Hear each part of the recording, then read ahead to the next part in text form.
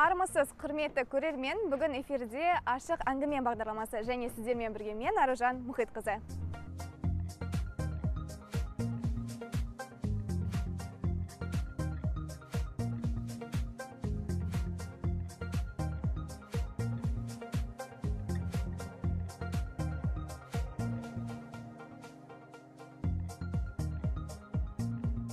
Сіздің жасыңыз қазір 25-те, бірақ Маңғыстау облысы әкімі Нұрлан Асқарұлының кеңесшісісіз. Енді бұл жылға қалай келдіңіз, сол туралы айтып беріңізші. Негізінен жалпы өткен жылы есіңізде болса, 2022 жылы біздің өңірде сол аймақ басшысы Нұрлан Асқарұлының тікелей бақылауымен жалпы мемлекеттік жастар сайысы саласына бір ерекше көңіл аударылды. Осы қызметтің басқасында облыс әкімінің жастар сайысының мәселелері жөніндегі кеңесшісі Досқалиева Әйгерім Жәрдемқызы деген азаматша жүрді. Мен сол қасында серік болып ақыл кеңесімді айтып жүрдім. Содан кейін ол кісі бір жыл қызметін атқарып, 2023 жылдың қаңтар айынан бастап осы қызметті маған ұсынды. Негізі бұл қызмет маған таңсық емес, мен осы соңғы 10 жылдықта осы мемлекеттік жастар сайысы саласында жүрмін. Қатардағы волонтер болып бастап, бүгінгі күні орталықтың басшы орынбасарына дейін қызмет атқарып келе жатырмын. Бірақ өзім қалжыңдап айтып қоямын, кейде деген маған осы қызметті, егер Фейсбукта білетін адамдар бар, мен көбіне осы жастар сайысына қатысты көп жазба жасаймын, сынаймын, кейбір жастар сайысында жетпейтін нәрселерді айтып жүремін. Маған сол осы қызмет ұсынылған кезде басында мен қаштым да, жоқ, мен дайын емеспін әлі ондай нәрсеге, бірақ кейін жауапкершілікті алып алғаннан кейін ойлаймын, бәлкім сынауға жақсысың мұқаш, ал енді іске келгенде қалайсың деген сияқты болды. Сол үшін осындай бір қызметті алдық. Негізі шынымен де жауапкершілігі өте жоғары.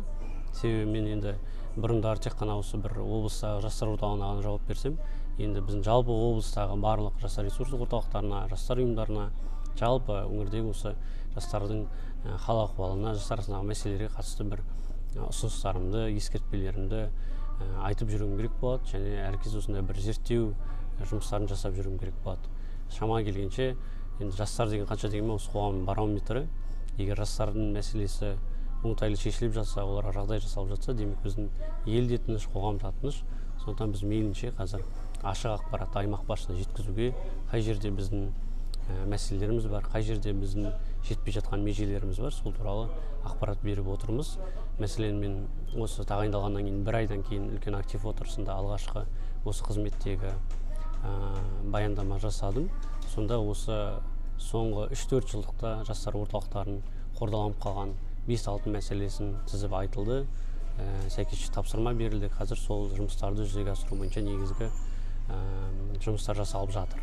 Бастысы менің және менің әріптестерімнің жастар саясаты қалай болу керектігін, жастарға қандай жағдай жасалу керектігі жөнінде толық картина бар. Біз қандай межені орындау керек екенін де білеміз. Қазір сол бойынша нақты жұмыстар жасауға тырысып жатырмыз. Алдағы уақытта бір мемлекеттік қызметке толықтай келу ойыңызда бар ма? Шынымды айтсам жоқ. Ұсыныс бар, шақырту алдым. Бірақ шынымды айтсам өзім кішкене шығармашыл, еркіндікті сүйетін адаммын. Сондықтан кішкене мемлекеттік қызметте белгілі бір шекара бар деп есептеймін. Сондықтан дәл қазір уақытта мемлекеттік қызметке барам деп ойламаймын. Әзірге осы қоғаммен байланыс жұмысы ұнайды, осы бағытта жұмысымды жалғастырамын. Қазіргі таңда қызметіңізде қандай қиыншылықтар кездеседі? Шынымды айтсам, ең әуелгі мәселе, ол мен мәселе жастығымда. Мен жас болғасын, біріншіден, сосын екіншіден бір жергілікті кадр болғандықтан, мен енді осы қазіргі басшылық құрамдағы азаматтардың көз алдында өскен, кеше бала болып жүгіріп жүрген, су тасып, коробка тасып жүрген мұқаш болып, қазір енді бір қызметке келгеннен кейін, бас кезде мынау аға-апаларым тарапынан кішкене сенбеушілік, кішкене жас қой, жастық максимализм шығар айтып жүрген дүниесі деген сияқты дүниелер болған. Сол бастапқы бірінші кедергі сол болды. Бірақ дегенмен мен ойымша біздер қазір сөйлесу арқылы, жұмыс барысында, сосын мынау мен айтқан әңгімемнен, ұсыныстарымнан, ойларымнан, оларға жасап берген кішігірім бір аналитикамнан олар жоқ, кешегі мұқаш бүгінгі кіші әжептәуір ақыл айтатын, кеңес бере алатындай деңгейге шығыпты.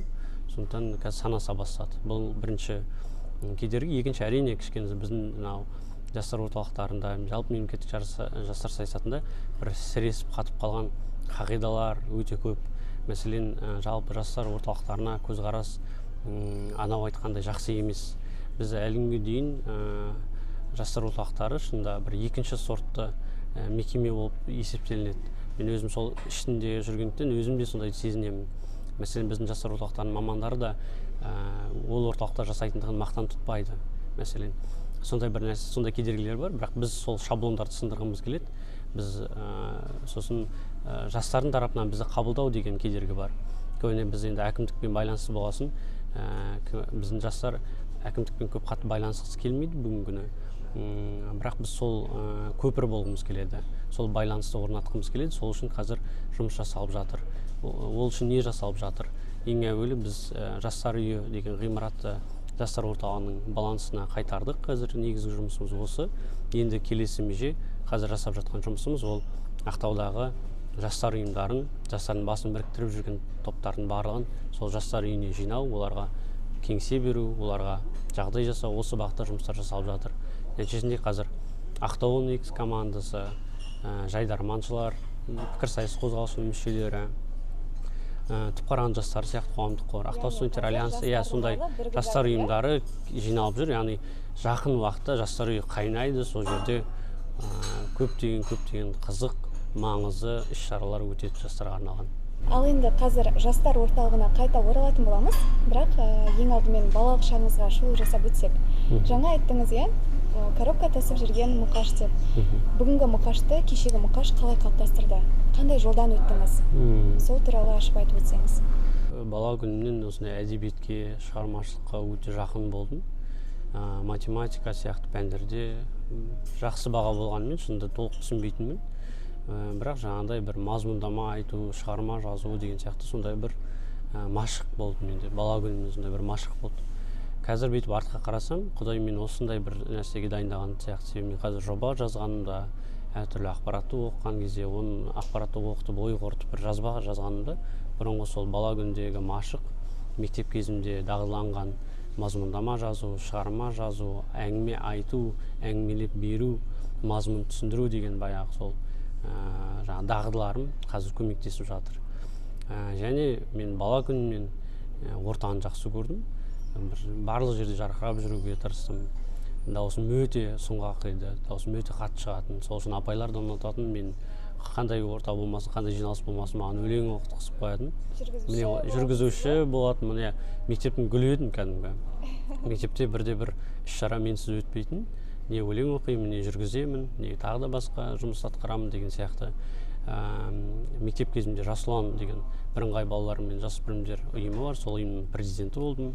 Одан кейін Жас отан жастар қанатында волонтер болып қызмет атқардым, жаңағы коробка тасыдым. Белсенді жұмысымды сол Жас отанда бастадым. Мені өсірген Жас отан. Сосын кейін Жас отаннан шығып 2017 жылы өзім Бекен жастары деген ұйым аштым, жастар ұйымын. Содан жастар орталығына келдім жұмысқа. Мен бүкіл осы жаңағы қазіргі қоғамдық қызметтің барлығы осы мемлекеттік жастар саясатымен біте қайнасып жатыр негізі. Себебі мен былайынша барлық сатысынан өттім. Егер қазір бала, жасөспірім белгілі бір осы біздің салада қызмет атқарғысы келсе, осы баспалдақтардың бәрінен негізі өту керек деп ойлаймын. Бірақ ең қызығы, мен мектепте оқымаған, колледжде оқымаған, үйретпеген, мәселен, көп машықты осы қоғамдық қызметтің барысында алдым.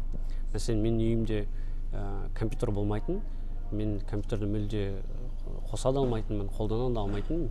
Бірақ осы қоғамдық қызметте жүріп, үйреніп, қазір мен өмірім ноутбуксыз елестету мүмкін емес. Мен бүкіл жұмысым осы ноутбукпен жұмыстаймын, бүкіл дүниені осымен жазып шығамын. Сіз сонда ауылдық елді мекеннен шықтыңыз ба? Жоқ, мен қаланың баласымын, асфальттың баласымын. Ақтауда 4 шағын аудан деген шағын аудан бар, сол шағын ауданда тудым, өстім сол жерде. Бірақ енді сондай отбасылық жағдайға байланысты бізде үйде компьютер болды, бірақ оны рұқсат етілмейтін. Себебі мен сабақ оқығанды дұрыс деп айтатын сол. Сондықтан мен онша көп жоламайтынмын, бірақ кітап оқып жүретінмін. Қанша кітап оқыдыңыз? Сан білмеймін, нақты, бірақ кітап оқығанды бала күнімнен жақсы көремін. Тіпті осы көзімнің негізі мен өте қырағы болды көзім кезінде. Егер бала күнімде біреудің басына тас тигіземін десем, онда тигізетін едім. бірақ сол бір бесінші сыныбымнан бастап кітап оқуды құмарландым да. Иә, содан кітап оқып, түнімен кейбір шытырман оқиғалы толы кітаптарды оқып, соны бітіремін деп түнде фонарик жағып оқып, сонымен көзімді қалдырдым. Ол уақыт өткен сайын өзгеріп жатыр. Мен соңғы кездері романдарға өте қатты қызығамын. Сосын кішкене утопиялық кітаптарға, Джордж Оруэллдың сияқты сондай бір кітаптарға кішкене қызығып жүрмін. Жалпы романдарды оқитын адамдардың жаны нәзік болады деп айтады. Сонымен қаншалықты келісесіз? Мүмкін, бәрі мүмкін. Сырттай өзімше болып жүргенімізбен, бірақ негізі нәзік шығармыз. Нәзік дегенде сезімтал шығармыз. Осы даму жолыңызда жалпы ата-анаңыз мысалы қолдады ма сізді? Иә, ең негізгі, мен қазір бұрын мен мәлім бермейтінмін. 16-17 жасымда бір өтпелі кезеңдерде өкпелеп жүретінмін, бірақ қазір бетіп уақыт өтті, айналып қарасам, негізі мен екі ағам бар, қазір жеңгелерім бар. Мен қазір осы соңғы жылдары қатты соларға риза болып жүрмін, разы болып жүрмін, себебі мен бүгінгі жетістігімде сатысында ол кісілердің өте орасан зор. Және мен нағашыларымның нағашы, мен мама деп айтамын, апам бар. Сол кісінің еңбегі ерен. Ол кісілер мені бағып, тәрбиеледі. Бірақ бастысы, менің ойымша негізі менің үйдегілерім менің көп сөйлегенімді, көп ортада жүргенімді ұнатпайтын бас кезде. Неліктен? Себебі біздің үйде ондай, біздің жалпы әулетте ондай адам жоқ, көп сөйлейтін, ортада жүретін. Бізде көбіне математик, физик, химиктер компьютерге қатысы бар жұмыстарды атқарады. Біздің гуманитарлық салада жұмыс жасайтын некен саяқ. Және ер баланың сондай бір ортада жүрген онша ұнатпайтын. Бірақ дегенмен мен өзім соны қызықтым, тоқтатпадым, осы жерде жүрдім. Бірақ әрине онда кісілердің қолдауынсыз менің ойымша қазіргі деңгейге жетпес едім. Әрине олардың қолдауы өте ерекше. Бірақ мен ең әуелі кішкене өзімнің бір мінезімнің арқасында, қайтпайтығым арқасында осындай бір дүниелерге келген сияқтымын. Өмірде ең бір жазбада да айттым да, менде негізі өмірде ең жақсы жолым болған нәрсе, ол менің жаныма дер кезінде жақсы адамдар жолықты. Мен барлық сатысында жаңағы мектеп оқып жүргенімде жақсы мұғалім тап болды, тәрбиеші жөніндегі орынбасарлар сол кездегі мықты болды мектептің. Жасұстанда жүргенде Әсет Сансызбайұлы деген төраға болды, ол кісінің еңбегі ерен болды. Сондай мен басшыларым барлығы, осы уақытқа дейін барлық басшыларым мені сондай бір қолдайды. Мен сол мінезіме қарамастан, менің бір кейбір нәрселерді ойланбастан, эмоциямен кейбір жазатынымды, айтатынымды біледі. Соған қарамастан кешіріп, ініміз ғой, жас қой, әлде де өзі түсінер деп сондай бір мүмкіндік беріп өсірді. Сіздің қазіргі достарыңыз көп пе? Ортаңыз бар ма белгілі бір? Иә, жақсы ортам бар, жаман емес. Барлығымызда, біздің ортамызда бір құлқының қамы айтылмайды. Біз орта болып жинала алсақ, негізі сырттан бір адам келіп қосылса біздің ортамызға, көп түсінбейді, сіздер неге айналып келіп жоба туралы айтасыздар, неге айналып келіп бір мәселе шешу туралы айтасыздар. Біздің ортамыз сондай, біз қалай жақсы ұлт боламыз, біз қалай осы елді көсегесін көгерте аламыз, біз қалай осы елге пайдалы боламыз, біз соны көбірек әңгіме қыламыз. Біздің ортада адамдар туралы, адамдардың өмірі туралы, жұлдыздардың өмірі туралы әңгіме жүрмейді. Көбіне осындай бір идеялардың төңірегінде топтасамыз, сол туралы әңгіме көбірек айтамыз. Және мен үшін өте құнды, мені өсіретін де, кейде болады ғой, адам баласын даңдайсып кетіп, кейде артық сөйлеген кезімде тәйт деп қоятындай ортам бар, соған өте ризамын. Жақсы, керемет Мұқаш мырза. Ендігі сұрағымыз, сіз шетелдерге көп баратын секілдісіз, иә? Енді осы жерде үкіметтік емес ұйымдар туралы айтайықшы. Ол жақтағы үкіметтік емес ұйымдар мен осындағы үкіметтік емес ұйымдардың айырмашылығы неде? Үкіметтік емес ұйым туралы айтпас бұрын мен жалпы бір нәрсені ескертіп өткім келеді. Мен жалпы тек қана облыс әкімі мемлекеттік жастар саясаты саласымен және осы мемлекет пен үкіметтік емес ұйымдар арасындағы өзара байланысу мәселелері бойынша да кеңесшімін. Сондықтан осы аймақтағы жалпы үкіметтік емес ұйымдардың әлеуеті жөнінде, олардың мәселелері жөнінде анықтама беріп тұрамын. Сондықтан біздің жалпы аймақта қазір сондай түсінік бар. және облыс әкімдігінің тарапынан түсінік бар. Үкіметтік емес ұйым керек, және олармен санасу керек, және олардың біз маңыздылығын, олардың құндылығын, олардың бізге дейін олардың жаңағы мемлекеттік мәселелерді шешуге келгендегі олардың біліктілігін пайдалану мәселесіне келгенде біз толық өзара түсіністік бар. Сондықтан жалпы аймақта осы үкіметтік емес ұйымдарға қолдаудың жан-жақты тетіктері қазір жасалып жатыр. Қазір егер уақыт болса бірсыпырасын тоқтарып өтерміз. Енді егер шетелдік үкіметтік емес ұйымдар мен біздің үкіметтік емес ұйымдарымызды салыстыратын болсақ, әрине ол салыстырмалы түрде, егер мәселен Қырғыз Республикасымен алатын болсақ, Қырғыз Республикасымен біздің бір айырмашылығымыз ол жерде мемлекеттік үкіметтік емес ұйымдардың қаржыландыру тетігі бізгенен әлде қайда төмен. Яғни ол жерде көп жағдайда жаңағы елшіліктер, әртүрлі халықаралық ұйымдар қаржыландырады. Ал бізде көп жағдайда негізі есептеп қарасаңыз басым бөлігі осы мемлекеттік қаржыландыру деңгейі көбірек. Бұл бір айырмашылық. Екінші айырмашылық менің ойымша ол біздің үкіметтік емес ұйымдар жаңағы бір көп салалық қызмет атқарады. Яғни бізде бір үкіметтік емес ұйым әртүрлі бағытта қызмет атқарады. Ал көптеген елдерде үкіметтік емес ұйымның белгілі бір бағыты бар. Ол тек қана экологиямен айналысады, ол тек қана білім беру мәселелеріне айналысады. Яғни бір белгілі бір саласы бар, және сол саланы қатысты ғана жобалар жүзеге асырады, және сол салалар бойынша олар сарапшы болып табылады. Негізі біз осы бағытқа келуіміз керек деп ойлаймын, осы тәжірибені алуымыз керек деп ойлаймын.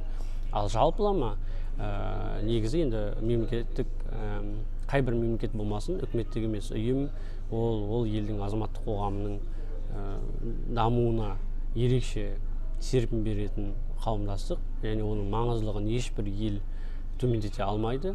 Сондықтан оның жалпы қызмет бағыты бір.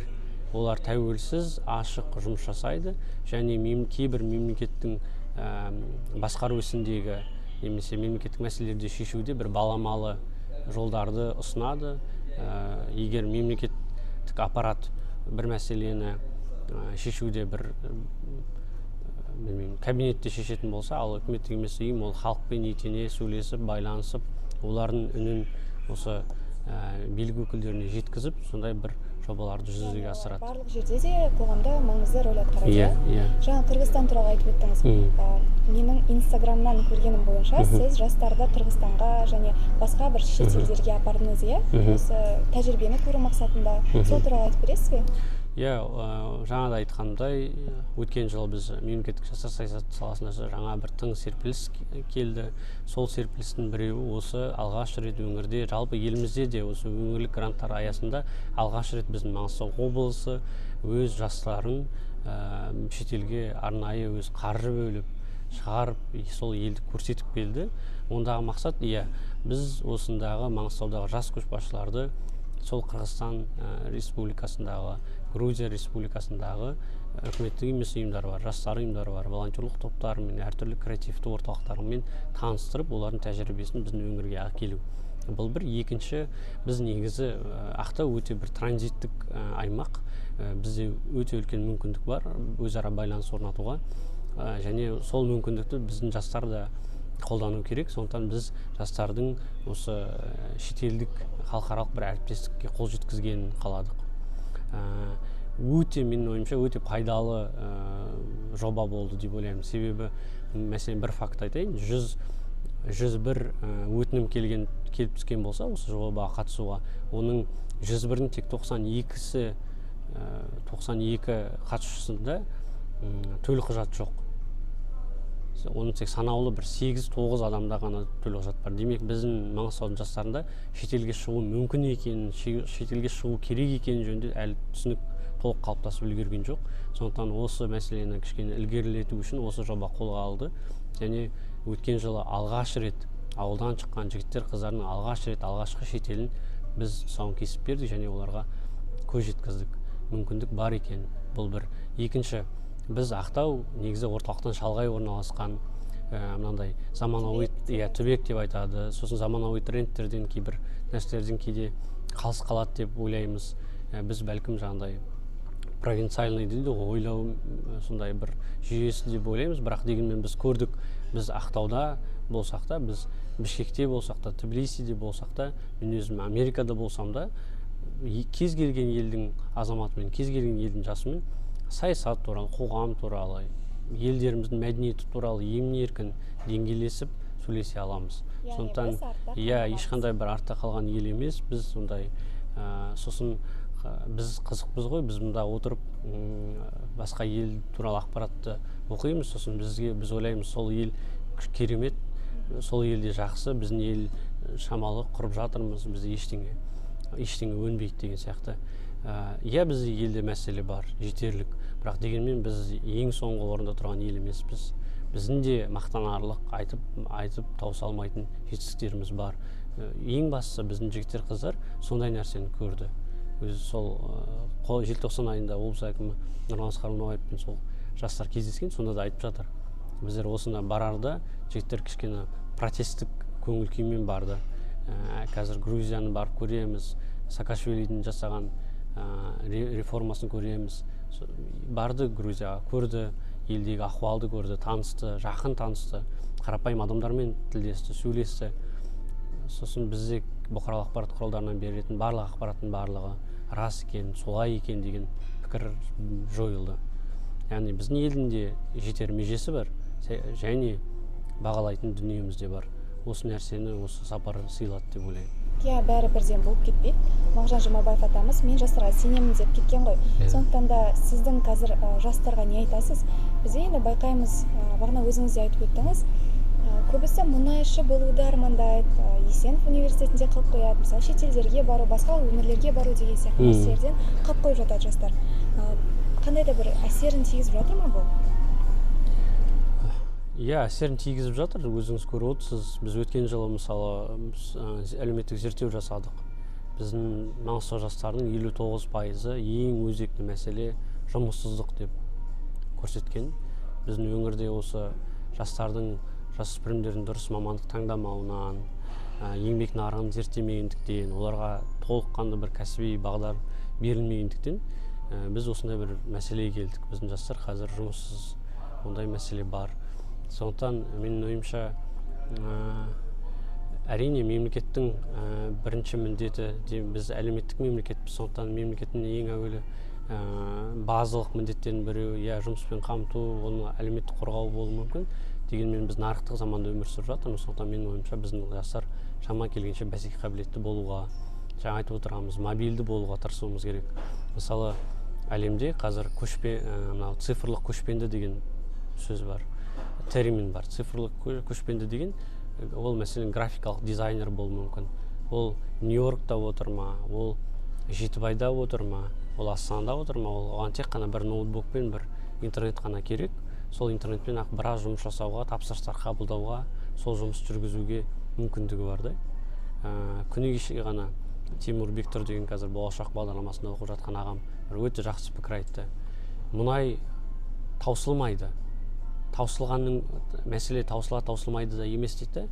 Мәселе оның орнын басқа нәрсе, одан да құнды нәрсе басады. Мысалы қола дәуірі аяқталды ғой. Мысалы темір келді себебі. Сол сияқты мұнайдың дәуірі аяқталады. Одан 10 есе аттап кететін басқа нәрсе пайда болады. Баламалы бір көз пайда болады. Мысалы ол өте бағалы болады әлемде. Сол кезде біз мұнайдың дәуірі аяқталады. Соған біз дайынбыз ба деген мәселеге тіреледі. Бұл бір. Екіншіден, мен ойымша бізге бір қазық болу керек нәрсе, ол Алаш қайраткерлерінің өмірі. Біздің Алаш қайраткерлері сондай бір қилы заманда, қылышынан қан тамып тұрған заманда бізге қазір 1000 жылдық азық болатын жұмыс қалдырып кетті. Мен әр кез түнде жұмыс жасаған сайын ойлаймын, мен бір табан жақындағым келеді. Мен неге түнде көбірек жұмыс жасауға тырысамын, себебі мен оларға бір табан жақынырақ болғым келеді. Солай күнімен, түнімен жұмыс жасағым келеді, себебі бір нәтижелі жұмыс атқарғым келеді. Мен өз замандастарыма көп айтып жүрмін сол мәселені. Біз не жасасақ та бір жұмысты артығырақ жасауға тырысайық. Егер мен осы уақытқа дейін таңертең 9-да кетіп 6-да кететін болсам жұмыстан, Мен ойымша мен қазіргі бойымда бар машық дағды қазіргі мен осы саладағы бір сарапшы ретінде қалыптасу мүмкін емес еді. Себебі мен 8 сағатын жиналыс бір адамдардың келіп кетуімен өтіп кетеді.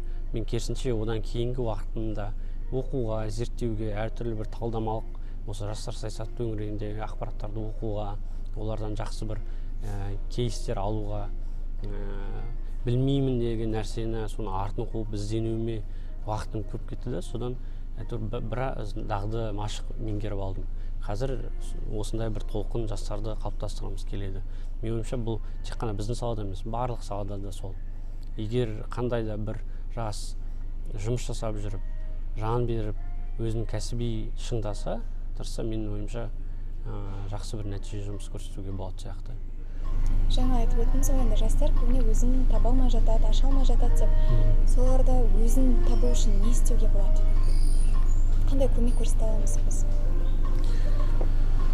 Менің ойымша өзін табу үшін адам көп оқу керек, көп іздену керек, өзінен өзі сұрау салу керек. Мен айтпаймын, мәселен, мен де қазір шынымды айтсам бір толық өзімді таптым деп айта алмаймын да. Бірақ қазір мен өзімнің не жасап жүргенімді білемін. Бізде көп жастар бар. Қазір таңертең 9-да жұмысқа барады, кешке 6:30-да кетеді. Бірақ өзінің не істеп жүргенін білмейтін жастар көп та. Мен не істеп жүргенімді, мен қандай нәтижелерге қол жеткізетінімді білемін. Қайда бара жатқанымды білемін. Сондықтан мен ойымша көп іздену керек. Сосын түбінде біз бәрібір де айтып отырмын, балалық шаққа қайта ораламыз. Мен бала күнімде Құдай маған осындай бір елдің алдында жүру, жазу деген нәрсеге машықтандырды, сондай үйрендім сондай нәрсеге. Иә, сондай бір талант берді. Мен бәрібір де соған айналып келдім. Қазір әр кез мынау жоба жазып отырғанда, мен ана апайымның бастауыш деген мынау, баяндауыш деген осы, септіктер деген осылай деген нәрсесі, қазір мен сөйлем құрастырғанымда риза болып отырамын соны үйренгеніме, қазақ тілін өте жақсы оқығаныма деген сияқты. Осындай бір нәрселер меніңше, егер әрбір жас өзін ойланып сұрақ қойса, сосын менде де ондай мәселе болған. Мен өз қатарластарыма да айтқым келеді. Біз біреумен өзімізді салыстыруды доғаруымыз керек. Кейде бізде сондай болады. Біреу ана жерде байып жатса, біз де кәсіпке ауысып, кәсіпкер болып кеткіміз келеді. Мәселен, бірақ мысалы мен өзі жеке басымда менде андай бір айтады ғой, кәсіпкер боламын деген, кәсіп ашамын деген мақсат жоқ екен мәселен. Менде ондай бай болу деген де мақсат жоқ екен. Мен абыройлы болғым келеді. Басы сол. Ең үлкен ой абыройлы болғым келеді. Мен әркез соны ойлап жүремін. Мен не дейді, іскер адам ретінде танылғым келеді. Мұқаш деген кезде, іскер адам болғым келеді деген сияқты. Яғни әркімнің өзінің қабілеті бар және әркімнің өзінің жолы бар меніңше. Әркім сол өз жолында үздік болуға тырысу керек. Жаңа айтып өттіңіз ғой, абыройлы болғым келеді деп. Енді бір өмірлік бір принциптеріңіз бар ма, нақты ұстанатын? Ең үлкен принцип ол тыныш ұйықтау. Тыныш ұйықтау деген не? Ар алдында, өзімнің алдында ұятты болмау. Ең үлкен принцип осы. Мен не жасасам да, кіммен сөйлессем де, кез келген құжатты қолыма алғанымда да ең әуелі соны ойлаймын. Шамам келгенше әділ болуға тырысамын, ашық болуға тырысамын. Ең үлкен принцип осы. Себебі түбінде тағы да қайталап айтамын. Мен Құдайдың әділдігіне сенемін. Егер мен қазір бір жерден шалыс кетсем, ол маған қайтып келетініне кәміл сенемін. Одан қайта мен жаспын ғой, өмірім әлі алда. Мен әлі көрер қызығым көп деп үміттенемін. Сондықтан мен лас дүниелермен араласқым келмейді. Сол үшін бастысы ой сол. Ар алдындағы абыройымнан артық еш нәрсе жоқ.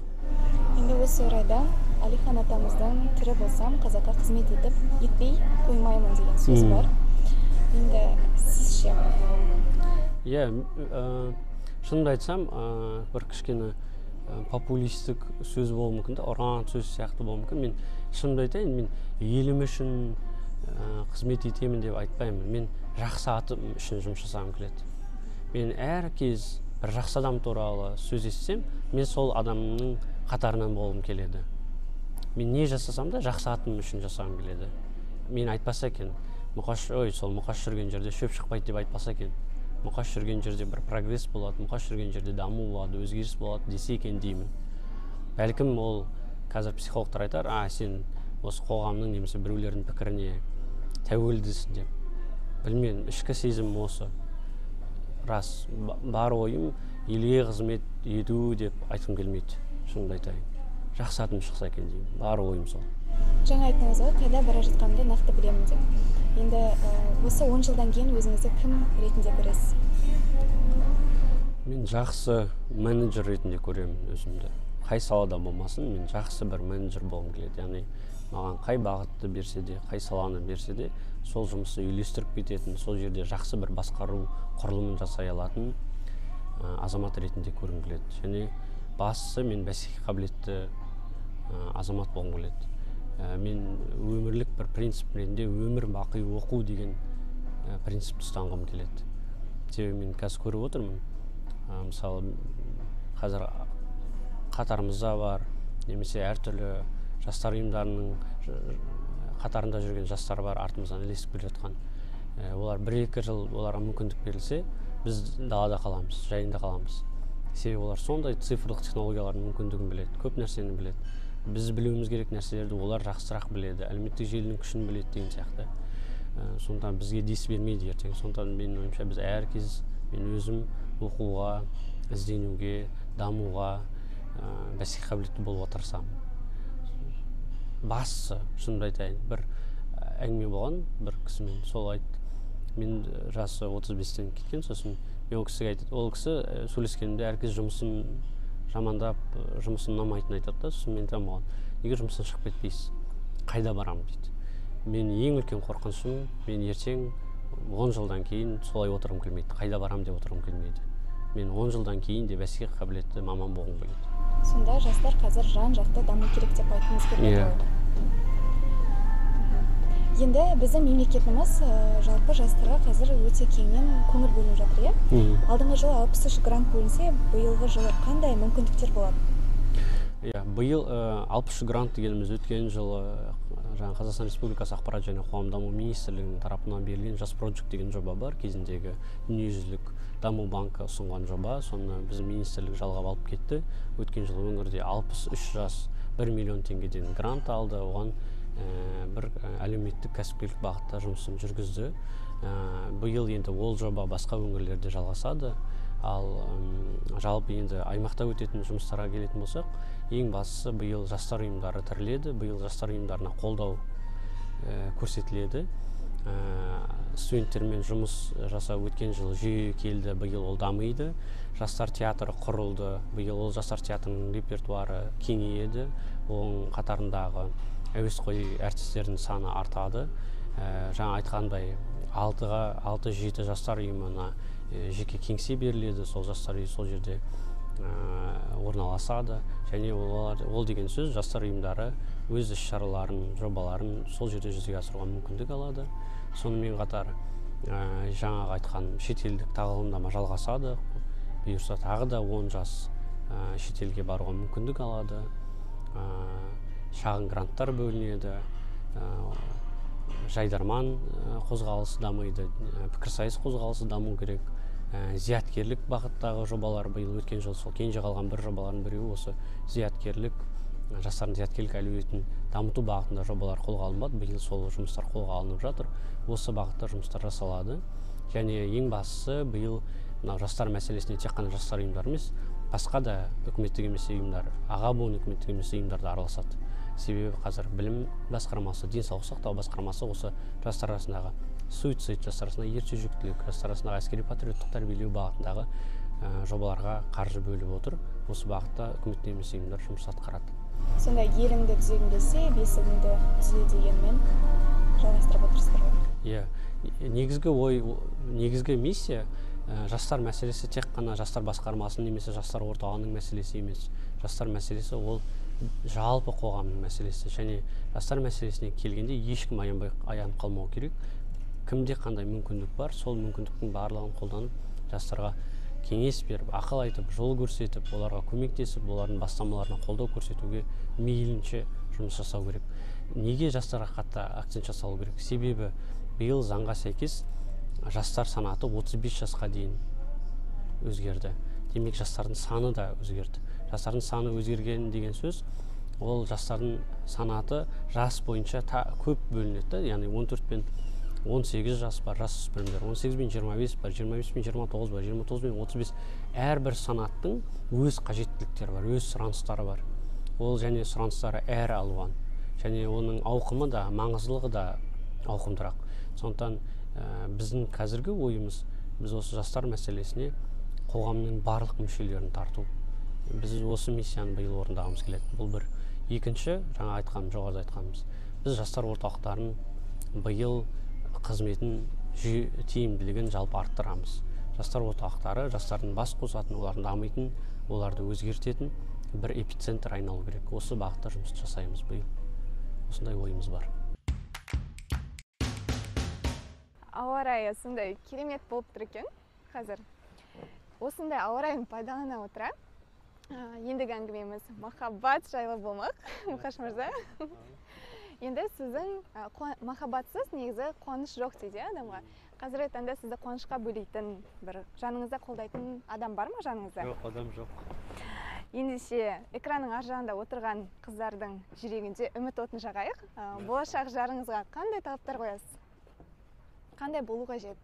Жоқ, талап жоқ. Мен жақсы көруім керек, болды. Басқа ешқандай талап жоқ. Енді бір түр сипаты деген сияқты сондай болады ма сізде? Мен негізі қарсымын. Талап қояды, былай болу керек деген. Әркім маңдайына жатқанын көреді деп ойлаймын.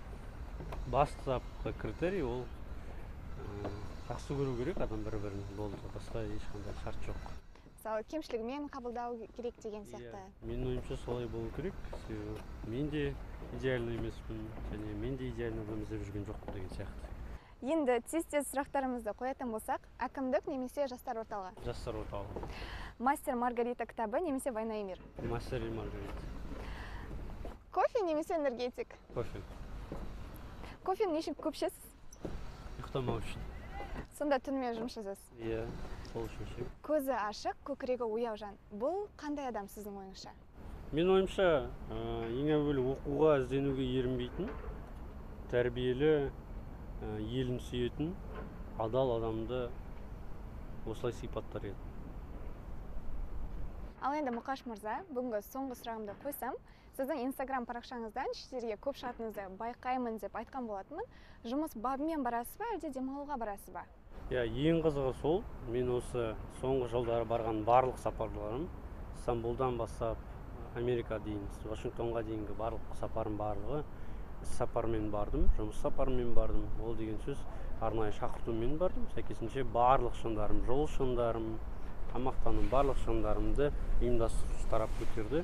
Менің ойымша осы 10 жылдық қоғамдық қызметтегі еңбегіме берілген осындай бір үлкен қолдау деп ойлаймын. Сондықтан егер маған адамдар волонтерлық қызмет, осы қоғамдық қызмет маған не берді десе, менің ойымша бір осындай шетелді көруге, шетелдік әріптестер табуға, мәселен қазір менде Стамбулда, Бішкекте достарым бар, мені күтіп алатын, мен оларды Ақтауда асыға күтетін достарым бар. Сондай бір ортаны сыйлаған осы қоғамдық қызмет деп айтар едім. Құрметті Мұқаш мырза, бүгінгі күні бағдарламаға келіп, алтын уақытыңызды бөлгеніңіз үшін алғысым шексіз.